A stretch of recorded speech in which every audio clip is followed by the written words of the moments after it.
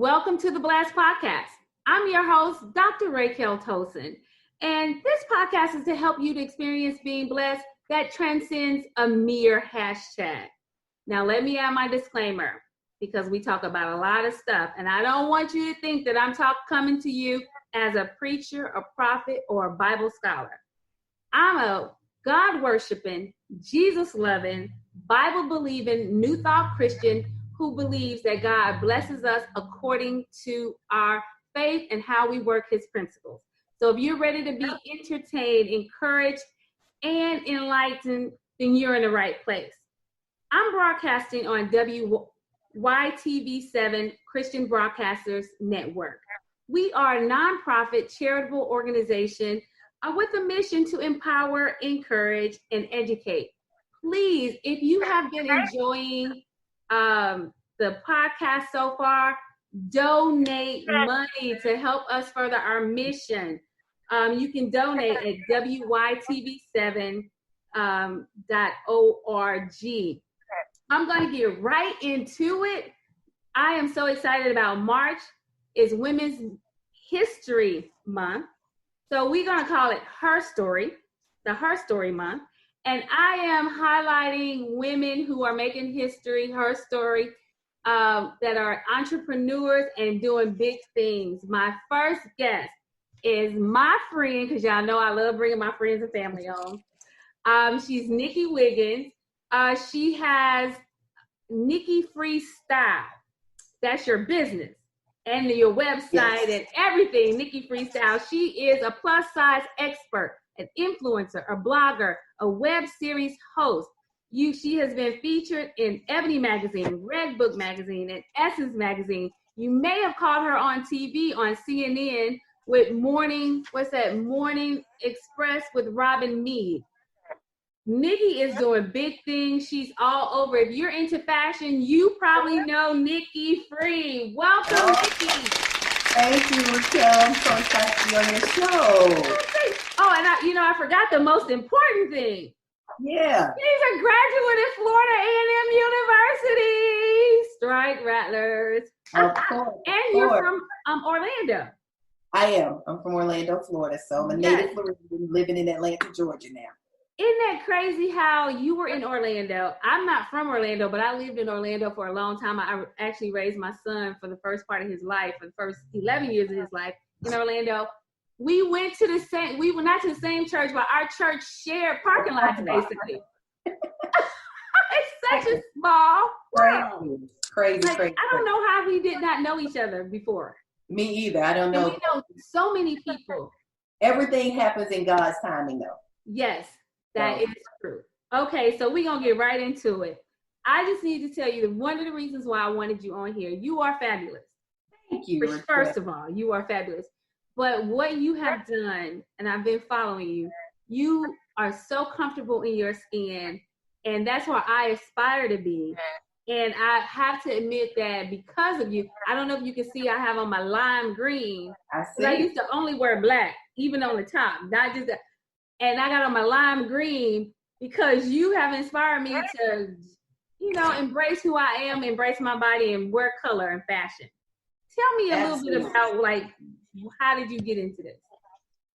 Well, I've always been into fashion. I've always been a fashion girl. I come from a family of women. My mom had 7 sisters, no brothers. And I was the first grandchild, a girl. So my grandfather was like, what did I do to deserve all of this estrogen in the house? Right. So I'm just a fashion girl through and through because of my family. My mom's sister, one of her sisters who actually started the trend of all of us going to FAMU. She was the first African-American buyer for Burdines in Florida, which is now Macy's, which is Federated Stores. And she graduated from FAMU, I think, in 1974. And so I was a little girl. I was 2 years old. But she really introduced me to fashion, even though my mom, it was a fashion plate. You kind of see your parents a little different than you see, somebody else who influences your life on a daily basis. And she would send me and my younger aunts, so my mom's 3 younger sisters are 10, 8, and 5 years older than me. So they were like my sisters growing up. Yeah. And she would send all of us just clothes on the bus. Remember when people used to send stuff on the Greyhound bus or the Trailways bus? And she would just send us all kind of clothes almost every week. She was in Miami. We were in Orlando, but she would send us stuff every week. And we just turned into these little fashion plates, and people in the community not only knew us because it was a lot of us, but they knew us because of the way we dressed. And so fashion has always been a part of my life. And actually, I'll tell you a really quick story. My mom, I get my sense of shopping, my shopaholic tendency from my mom. Every Thursday, I was growing up, the time I was high school, and it only stopped because I went off to college. But every Thursday, my mom would pick me up from my grandmother's house after school. We would go to the mall. We would see what was going to be on sale at our favorite department stores on Saturday.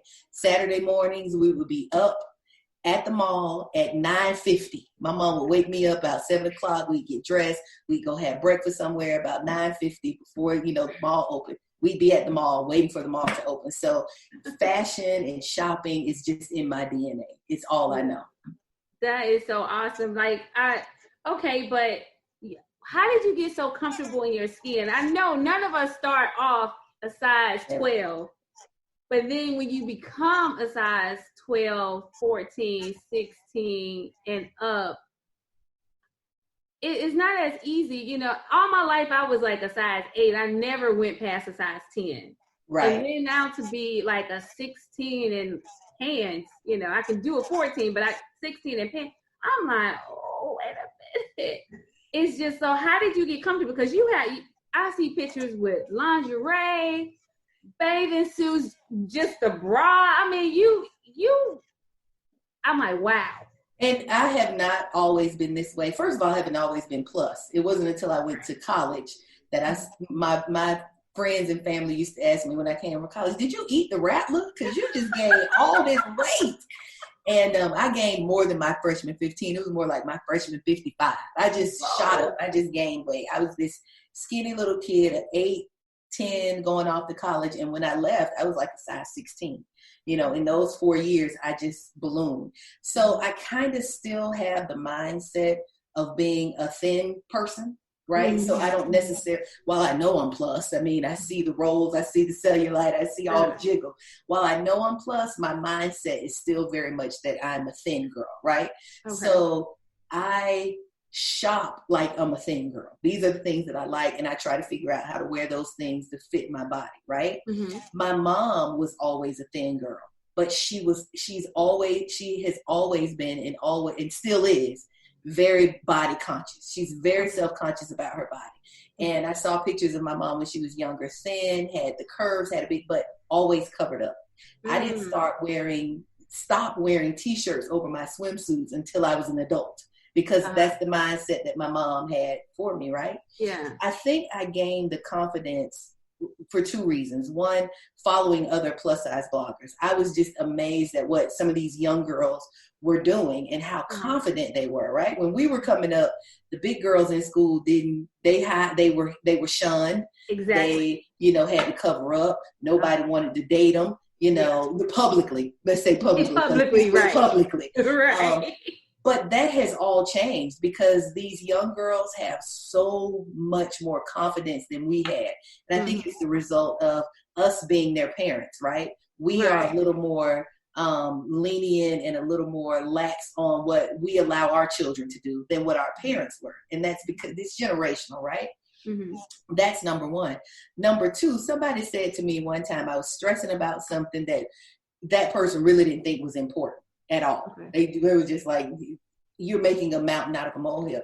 And they ended the conversation by saying, we are dead a lot longer than we're alive, so you better start living.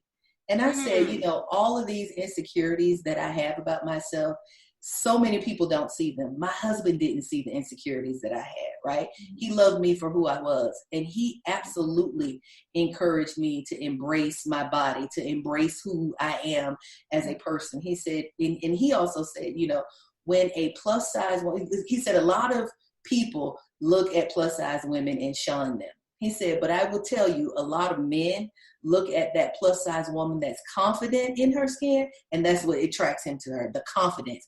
He says, don't worry about the cellulite in your thighs. I'm not looking at that. I'm looking at how you embrace the cellulite in your thighs, right? How confident you are. So it was really just other people in my life saying, nothing is wrong with you. Why are you hiding yourself? There's nothing wrong with you. And so it just manifested into Nikki Freestyle. That's awesome. Now I'm gonna stick a pin in what I was gonna ask you next, because I want to stay on the plus size. So let's go to the plus size industry. I remember I saw you where, I don't know what show it was on, but you were speaking about Beyonce's Ivy Park line, and how she didn't have a size above 16-18. She has extra large, and it's a 16-18, which is, like our size. And I saw that she had Ashley Graham, the plus size model, who was a 16, and she's pregnant. So she was able to fit in there. And I think that was her, like, what are you talking about? I got stuff for plus size. But plus size, when we think 16-18, like, I think that is, like, for me in my head, like, but that's really small in the plus size world. It is. Because the plus size go past like 24. Right. And so what were you saying about that, and just how the plus size industry is booming and the money? Talk about that. So, I was invited on Headline News, here in Atlanta. It's part of CNN, just to talk about what I thought about Beyonce not including plus in her, or extended plus, I should say, in her collection. And let me just say this: Ashley Graham ain't a 16. Ashley is more like a 12, 14. So she's really definitely on the very small size. So she's not really even plus. Is she a 12? Yeah, but in the fashion industry, a 12 is considered plus. Wow. 12 and over is considered plus. But if you notice on runways, they don't really have a lot of size 12 girls. Everybody is a 0 and a 4. 0. So 12 is really considered getting into plus in the fashion industry. Okay. But I thought that it was a snub, again, for Beyonce to do what she did with Ivy Park. And the reason I say that is because plus size women perform in her band.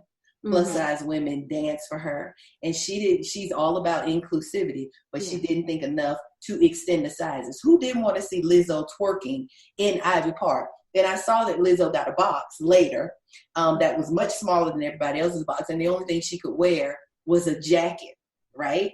And so if your message is all about inclusivity, and plus size women can spend their money on your albums and your concerts, why would you not make them feel included in your clothing drop?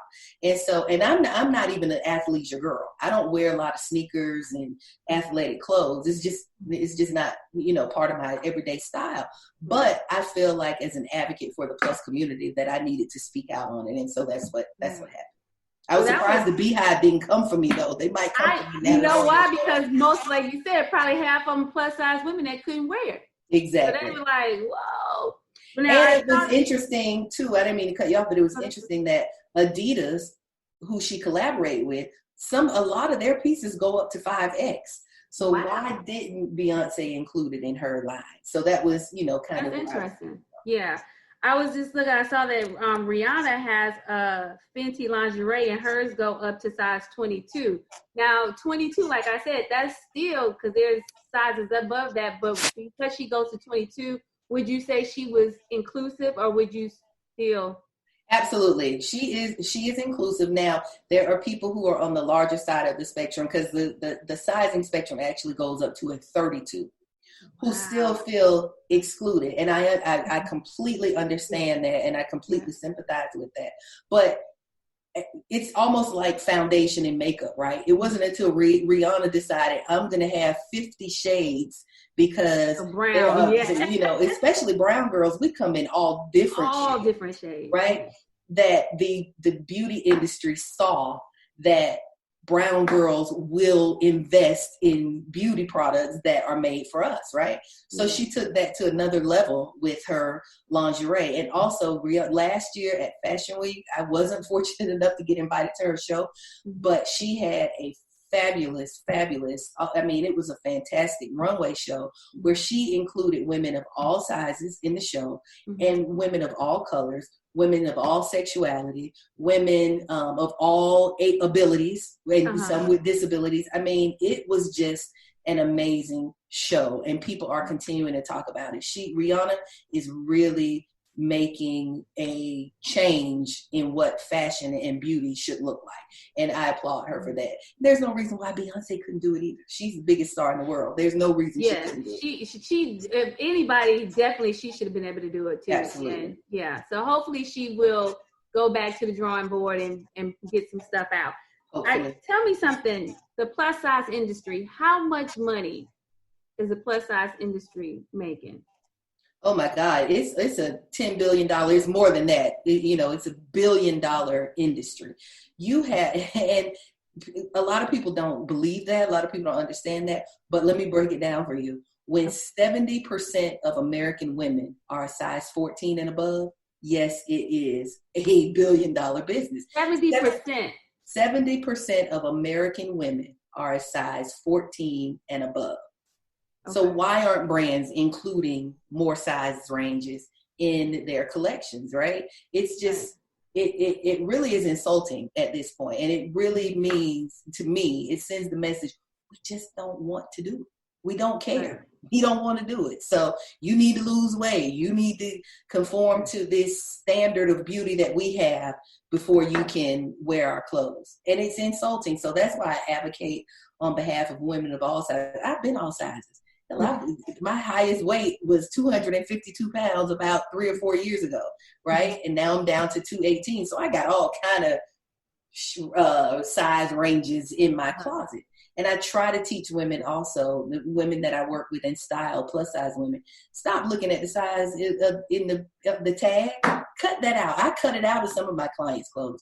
It is about fit. It's not about size. And every brand makes size, every label, every brand, their size range is different. You can go into Macy's and get a size 16 and Dillard's and get a size 16, and both of them are completely different.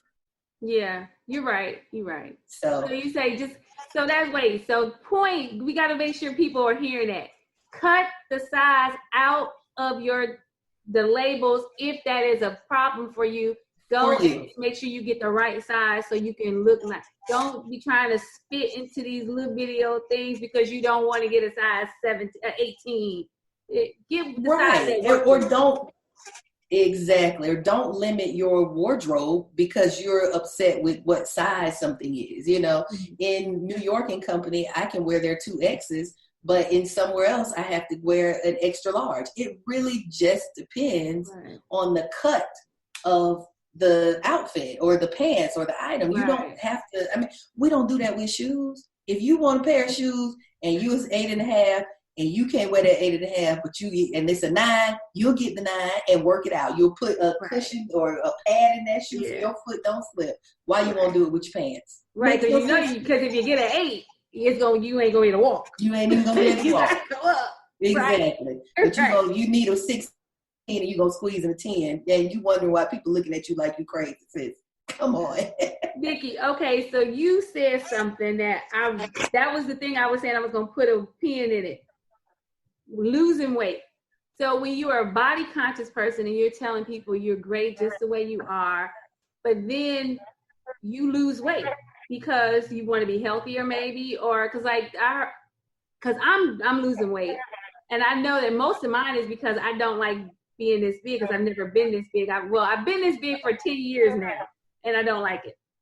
But when you lose weight, does it mess with your brand, your following? Like when they see you, I think one of your friends lost some weight and she was getting some backlash. So well, I have never been the type of blogger that says, or the type of influencer that says, because I'm a certain weight, I'm all happy and I'm gonna be here. I want to be healthy.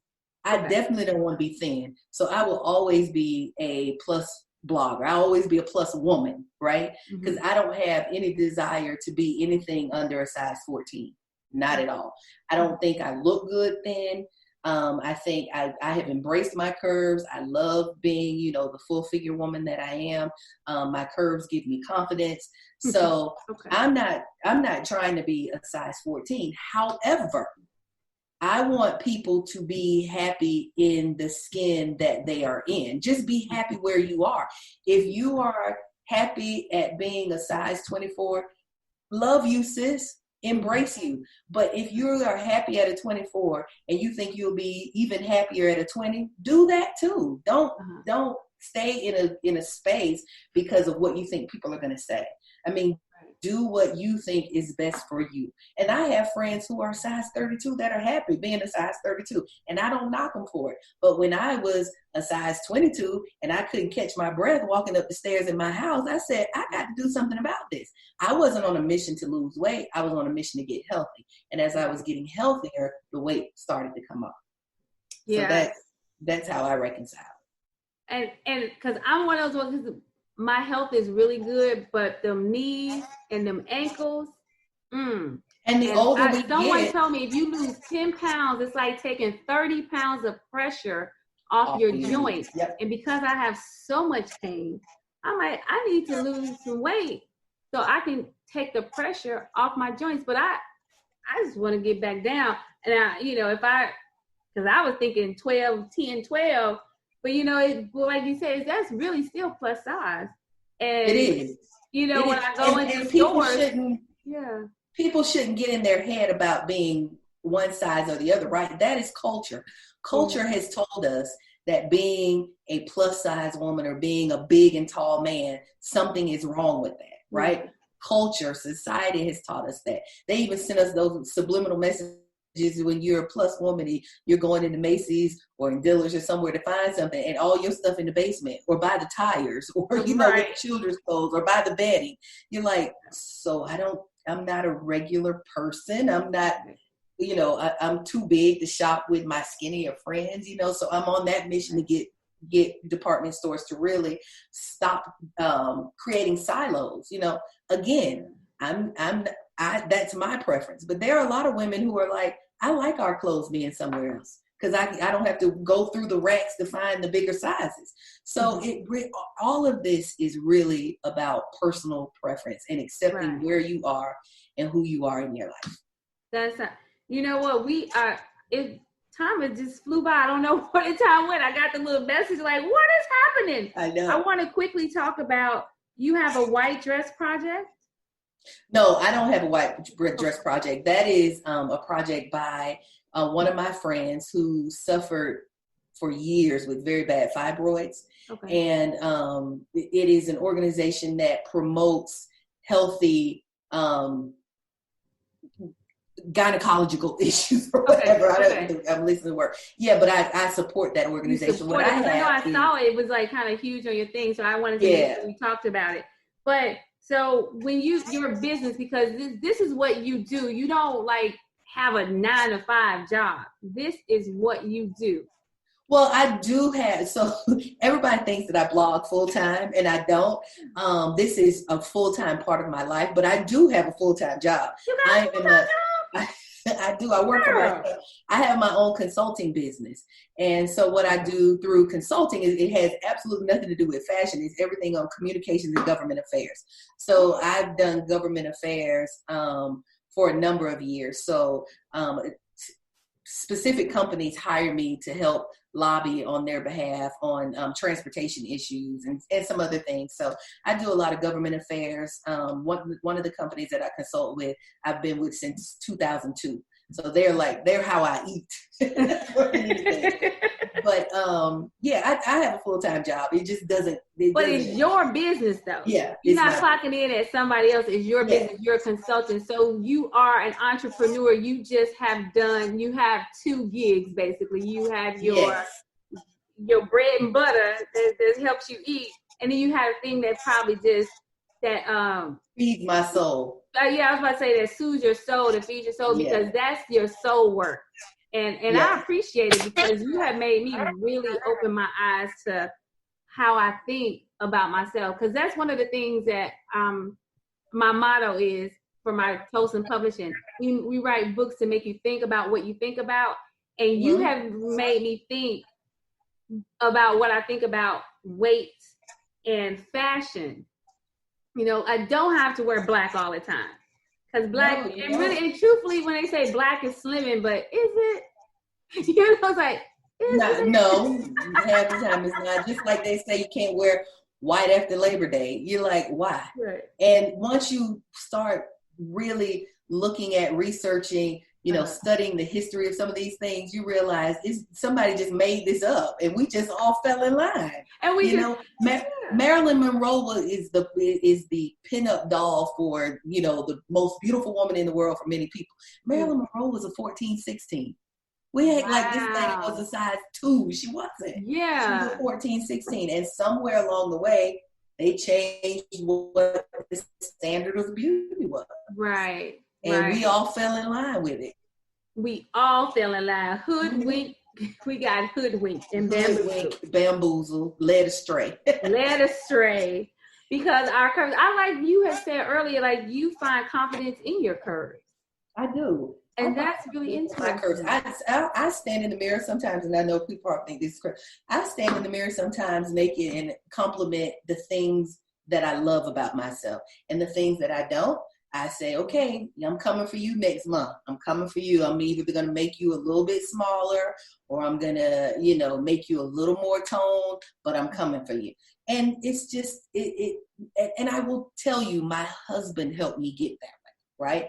I was very, you know how we are, we get with somebody, you go turn the lights off. And he's like, why are we turning the lights off? Like, I know what your body looks like. Why are you turning the lights off? You know what I mean? Yeah. So he really helped me get beyond, you know, being very self-conscious and thinking that's what I'm supposed to do because that's what my girlfriends do. Girl, you let him see you naked? Yeah, we married. He's my husband. What are you talking about?